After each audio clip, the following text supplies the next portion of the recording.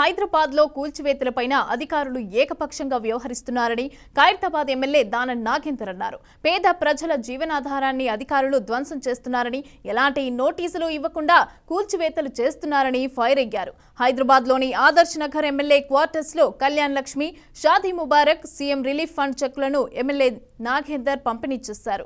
అధికారులు చేసే పనుల వల్ల ప్రజల మధ్య తాము తిరగలేకపోతున్నామని అన్నారు.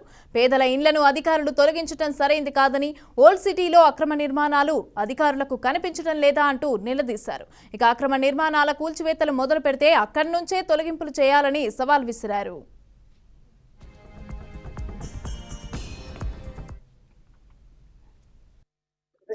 ఇప్పుడు కూల్చివేతలు అనేది ఎప్పుడే గాని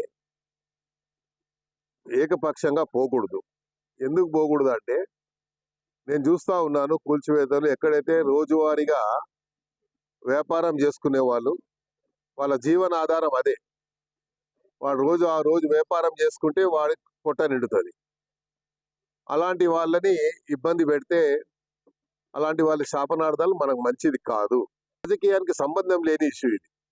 ఇది పేద ప్రజల యొక్క వాడి జీవన ఆధారం మీద ఆధారపడేటువంటి సమస్య కాబట్టి, పేద ప్రజల్ని కాపాడతామని మనం పదే పదే చెప్తున్నాం. కాబట్టి మన బాధ్యతగా ఎవరో ఒకరు ప్రభుత్వ పరంగా ఒక బాధ్యత తీసుకోవాలి. కాబట్టి ఇది నా బాధ్యతగా నేను తీసుకుంటాను. ఇది ఇలా ఖైరతాబాద్లో అయిందని కాదు, రేపు ఇంకో దగ్గర అయితే కూడా వస్తాను నేను. ఎందుకంటే ఇలా చేయకూడదు అని చెప్తున్నాను నేను.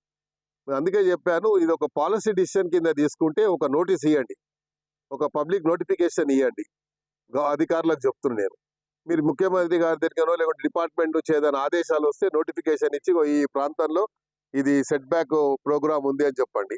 ఆ సెట్ బ్యాక్ ని మొత్తం మేము వాళ్ళ పార్కింగ్ కింద వాడుకుంటాం. నడిచేవాడు ఎలా నడవాలి? అక్కడ ఎవరు చూస్తలేడు. బంజారాయిల్ రోడ్ నెంబర్ 1 కానీ 2లో కానీ అక్కడ మెయిన్ రోడ్ మీద ఉన్నాయి. బస్తీలలో ఏం పని అంటుండే. కాబట్టి బస్తీల జోలికి రాకండి దయచేసి అని నా కోరిక. ఇప్పుడు కూల్చివేత